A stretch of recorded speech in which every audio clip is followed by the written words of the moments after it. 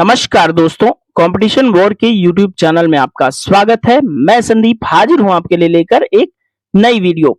दोस्तों, आज के वीडियो में हम बात करने वाले हैं जून 2023 के करंट अफेयर्स की।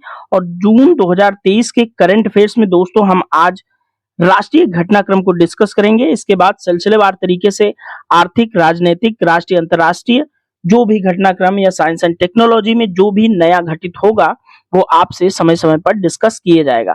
फिलहाल दोस्तों हम जून को लेंगे और पूरा जून को हम अच्छे से 10-12 वीडियो में समराइज कर देंगे और बहुत ही कम समय की वीडियोस होंगे और बहुत ज्यादा लाभदायक रामबाण का काम आपके लिए एग्जाम के अंदर करने वाले हैं।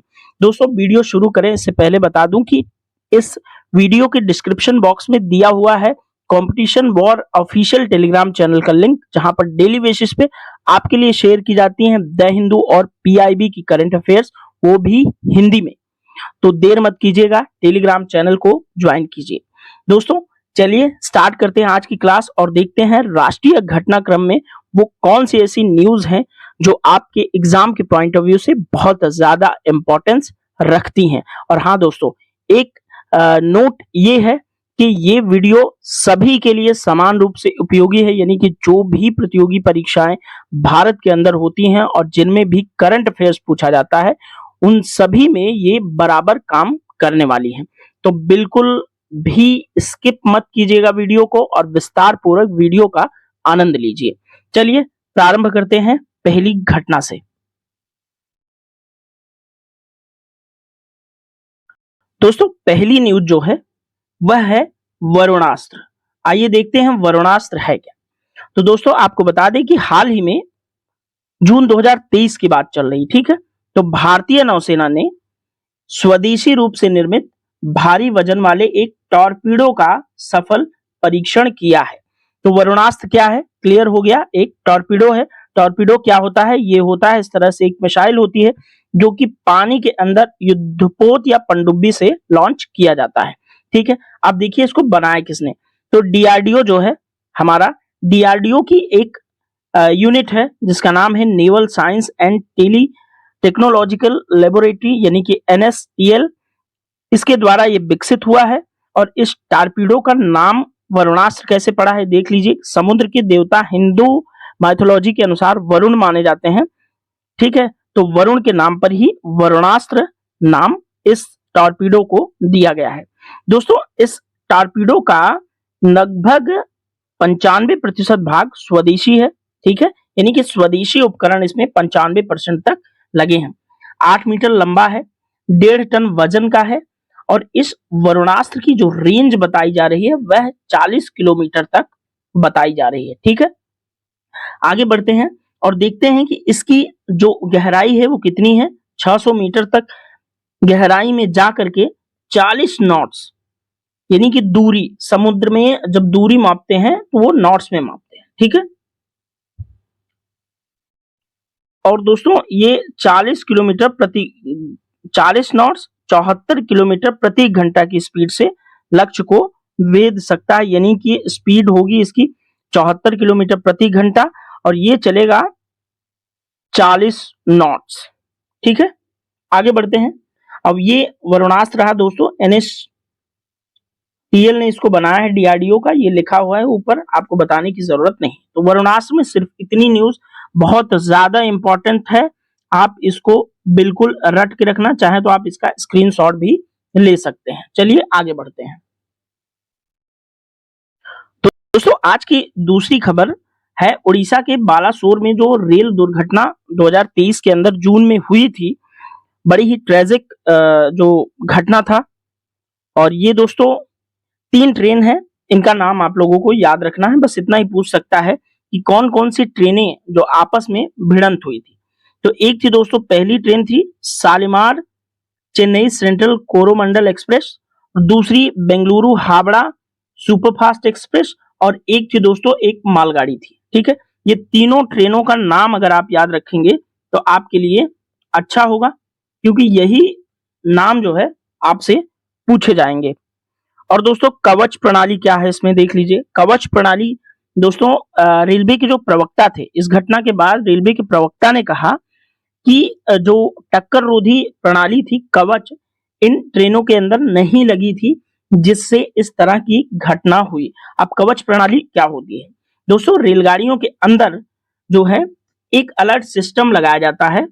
इस अलर्ट सिस्टम में क्या होता है कि जैसे ही रेलगाड़ी टकराने की स्थिति में एक दूसरे के सामने आती है, वैसे ही स्वयं अलर्ट जारी कर दिया जाता है और साथ ही ब्रेक भी लगा दिया जाता है। तो ये है कवच सिस्टम। ओके, याद रखना आप लोग, कवच कवच इंपॉर्टेंट है, एग्जाम के अंदर पूछा जाएगा।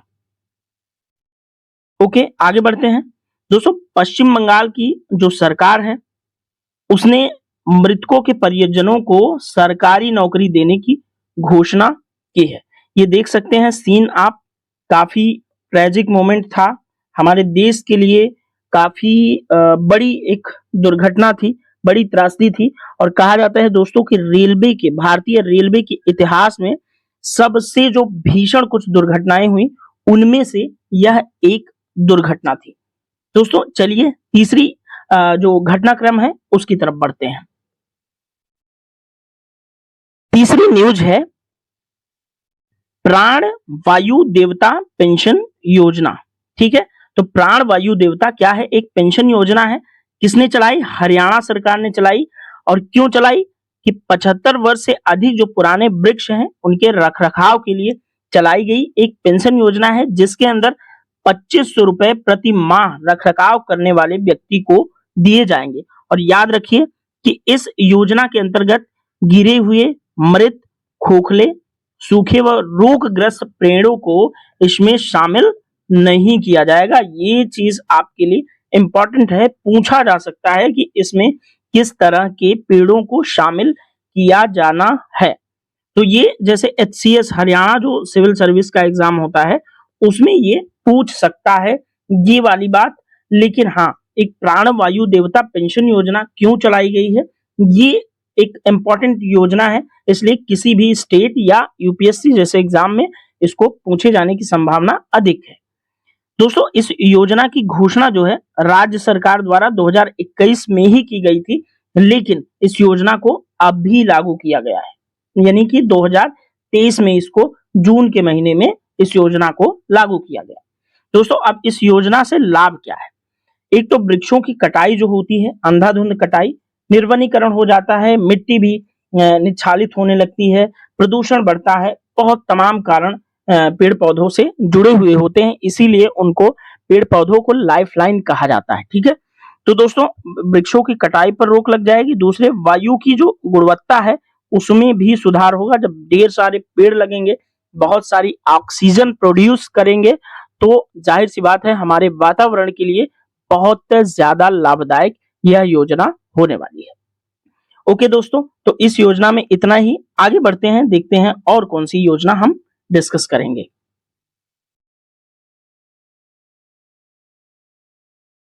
दोस्तों हमारी चौथी जो न्यूज है वह है दिव्य कला मेला। तो देखते हैं दिव्य कला मेला क्या है। दोस्तों देश के प्रमुख शहरों में दिव्यांग उद्यमियों और कारीगरों, ये याद रखना आप, दिव्यांग उद्यमियों की ये मेला है, दिव्य शिल्प कला मेला। और तो दिव्यांग उद्यमियों के और कारीगरों की जो उत्पादन और शिल्प कला है उसको प्रदर्शित करने के लिए यह दिव्य कला मेला देश के प्रमुख शहरों में आयोजित किया जा रहा है। साथ ही दोस्तों ये जो योजना है वह केंद्रीय सामाजिक न्याय एवं अधिकारिता मंत्रालय के दिव्यांग जन सशक्तिकरण विभाग की एक योजना है। दोस्तों दिसंबर 2022 के अंदर शुरू की गई थी यह योजना, और एक कड़ी यानी कि सिलसिलेवार तरीके से 6 दिव्य कला मेलों का आयोजन जून 2023 तक किया जा चुका है। और इसी तरह के मेले दोस्तों इंदौर, जयपुर, दिल्ली, मुंबई, भोपाल, गुवाहाटी में अब तक आयोजित किए जा चुके हैं। ठीक है, तो दिव्य कला मेला आपके लिए बहुत ज्यादा इंपॉर्टेंस रखता है। यहाँ पर आप देख सकते हैं कि दिव्यांग उद्यमियों और दिव्यांग व्यक्तियों की कला और उनके प्रोडक्ट्स का प्रदर्शन इस मेले के अंदर किया जा रहा है, और इस मेले में कोई भी विजिट कर सकता है। ठीक है, तो कुल मिला के दिव्यांगों को स्ट्रेंथन करने के लिए यह एक योजना है। आगे बढ़ते हैं। दोस्तों पांचवी योजना है, देखते हैं पांचवी न्यूज क्या है। एम्बेडेंस इन मिलेट्स, ये लिखा हुआ है आपके सामने। तो ये क्या है एम्बेडेंस इन मिलेट्स? तो दोस्तों आप जानते हैं कि भारत की पहल पर चालू वर्ष 2023 को संयुक्त राष्ट्र संघ यानी कि यूनाइटेड नेशंस द्वारा अंतरराष्ट्रीय मोटे अनाज वर्ष के रूप में यानी कि इंटरनेशनल ईयर ऑफ मिलेट्स के रूप में घोषित किया गया है 2023 को। तो अब आगे देखिए क्या है। तो मोटे अनाजों के प्रति जागरूकता लाने के लिए एक ग्रैमी अवार्ड की विजेता हैं गीतकार फालू, जिनका पूरा नाम है फाल्गुनी शाह। उनके साथ मिल करके प्रधानमंत्री माननीय नरेंद्र मोदी जी ने एक गीत गाया है, गाना। तो एम्बेडेंस इन मिलेट्स एक गीत का नाम है, ये याद रखना। क्लियर हो गया? आगे बढ़ते हैं दोस्तों। ये गाना हिंदी और अंग्रेजी में रिलीज हुआ है और इस गीत की जो पहुंच है वो ज्यादातर लोगों तक बढ़ाने के लिए इस गीत को विभिन्न स्थानीय भाषाओं में अनुवादित भी किया जा रहा है। ठीक है, और ये आप देख सकते हैं फालू यानी कि फाल्गुनी शाह और हमारे प्रधानमंत्री जी, और वाई मिलेट्स यानी कि मिलेट्स क्यों हमारे पोषण के लिए जरूरी है, उसकी कुछ विशेषताएं दी हुई हैं, ये आप पढ़ लेना, इसको मैं आपको नहीं बताऊंगा। आगे बढ़ते हैं, देखते हैं अगली कौन सी योजना है। दोस्तों अगली जो हमारी न्यूज है वह है कि तमिलनाडु सरकार ने सामान्य सहमति वापस ले ली है। अब सामान्य सहमति है क्या, इसको थोड़ा समझते हैं। पहले न्यूज जान लेते हैं क्या है। दोस्तों मिजोरम, केरला, पश्चिम बंगाल, छत्तीसगढ़, पंजाब और राजस्थान के बाद अब तमिलनाडु सरकार ने राज्य में सीबीआई जांच हेतु प्रदत्त सामान्य अनुमति वापस ले ली है, यानी कि सामान्य सहमति वापस ले ली। तो सामान्य सहमति क्या हुई? राज्यों में किसी भी मामले की जांच हेतु केंद्रीय अन्वेषण ब्यूरो यानी कि सीबीआई को राज्य सरकार की पूर्व अनुमति से ही उस राज्य से संबंधित व्यक्ति के विषय में कोई भी प्रकरण जो भी उसके ऊपर चल रहा होता है उसकी जांच की जानी है। ठीक है, तो पहले राज्य की अनुमति जरूर ली जाएगी, यही है सामान्य सहमति। ठीक है, तो मिजोरम, केरल और इन सब राज्यों ने अनुमति वापस ले ली थी पहले ही, अब तमिलनाडु सरकार ने भी वापस ले ली है। यही न्यूज है दोस्तों। सीबीआई को जो सामान्य सहमति वापस लेने की घोषणा तमिलनाडु में एक डीएमके सरकार के ने 14 जून 2023 को की। वहां के एक राज्य मंत्री वी सेंथिल बालाजी थे, जिनको धन शोधन के मामले में प्रवर्तन निदेशालय यानी कि ईडी द्वारा गिरफ्तार किए जाने वाले दिन की, ईडी द्वारा गिरफ्तार उनको किया जाना था, इसी दिन तमिलनाडु सरकार ने सामान्य सहमति वापस ले ली, यानी कि इसको निरस्त कर दिया। हालांकि दोस्तों मैं आप लोगों को बता दूं, ईडी जैसा जो संगठन है, जांच एजेंसी है, ईडी के संबंध में किसी भी राज्य से सामान्य सहमति जैसा कोई पूर्वानुमति लेने की ईडी को जरूरत नहीं होती है। ये सिर्फ सीबीआई के संबंध में लागू होता है। दोस्तों मनी लॉन्ड्रिंग का मामला इनके ऊपर सेंथिल बालाजी के ऊपर था, और मनी लॉन्ड्रिंग की मामलों की जांच के लिए गठित एक निदेशालय है जिनका नाम है प्रवर्तन निदेशालय, जिसको आपने ऊपर देखा ईडी। उसको पूरे देश में कहीं भी जाकर जांच व गिरफ्तारी करने के लिए यह स्वतंत्र है और इसे राज्य सरकार से अनुमति की कोई आवश्यकता नहीं होती। ठीक है, तो ये आप लोग याद रखना, ईडी को नहीं होती, ये सिर्फ सीबीआई को सामान्य सहमति लेनी पड़ती है, यानी कि राज्य से पूर्वानुमति लेनी पड़ती है। दोस्तों इसी प्रकार आतंकवाद के विरुद्ध जांच एवं कार्रवाई करने के लिए गठित राष्ट्रीय जांच एजेंसी यानी कि नेशनल इन्वेस्टिगेशन एजेंसी भी पूरे देश में कहीं भी कोई भी कार्रवाई करने के लिए स्वतंत्र है। तो एनआईए और प्रवर्तन निदेशालय को राज्यों से कोई पूर्वानुमति किसी भी कार्रवाई के संबंध में नहीं लेनी होती। ये सिर्फ बार बार मैं रिवाइज कर रहा हूं कि ये सिर्फ सीबीआई के संबंध में लागू होता है। दोस्तों हमारी अगली न्यूज है क्यूएस वर्ल्ड यूनिवर्सिटी रैंकिंग 2024। तो क्यूएस रैंकिंग क्या है इसको देख लेते हैं। दोस्तों, विश्व के उच्च शैक्षणिक संस्थान जो हायर एजुकेशनल इंस्टीट्यूशन हैं, उनके निष्पादन के आधार पर उनकी एक रैंकिंग का निर्धारण किया जाता है। कौन करता है? लंदन में स्थित क्यूएस यानी कि क्वाकवा रेली साइमंड्स नाम की एक एजेंसी द्वारा प्रति वर्ष क्यूएस वर्ल्ड रैंकिंग प्रकाशित की जाती है। तो ये रैंकिंग 2024 के लिए इसने अभी अपनी 20वीं रैंकिंग 28 जून 2023 को जारी कर दिया है। इस वर्ष दोस्तों भारत के 45 संस्थानों को विश्व के शीर्ष 1500 संस्थानों में स्थान प्राप्त हुआ है। ठीक है, तो क्यूएस वर्ल्ड यूनिवर्सिटी रैंकिंग क्या है, आई होप अभी तक आपको समझ आ गया होगा। और भारत के इसमें 45 संस्थानों को टॉप 1500 में शामिल किया गया है। दोस्तों, वर्ष 2024 की रैंकिंग में शीर्ष 200 विश्वविद्यालयों में स्थान पाने वाले भारत के सिर्फ 2 संस्थान हैं। पहला संस्थान है आईआईटी बॉम्बे जिसको 149वां स्थान मिला है, और दूसरा स्थान है आईआईटी दिल्ली का जिसको मिला है 197वां नंबर यानी कि रैंक। ओके, तो टॉप 200 में भारत के 2 ही संस्थान हैं। पहला है आईआईटी दिल्ली, आईआईटी बॉम्बे, दूसरा है आईआईटी दिल्ली। और इनके नंबर्स जो स्थान है, रैंक है, ये आप याद रख सकते हैं जानकारी के लिए। दोस्तों, भारत के निजी विश्वविद्यालयों में सबसे ऊंची रैंक यानी कि 771 से 780 के बीच किसको मिली है? चंडीगढ़ विश्वविद्यालय को। कैसा विश्वविद्यालय है ये?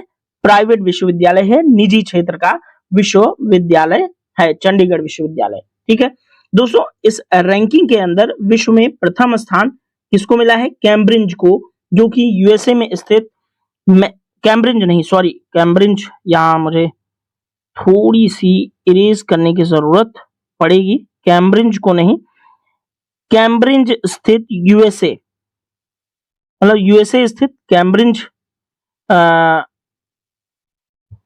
कैम्ब्रिज के अंदर, कैम्ब्रिज यूएसए में है, तो कैम्ब्रिज स्थान पर स्थित है। मैसाचुसेट्स इंस्टीट्यूट ऑफ टेक्नोलॉजी यानी कि इसको हम एमआईटी भी बोलते हैं, इसको विश्व में पहला स्थान प्राप्त हुआ है।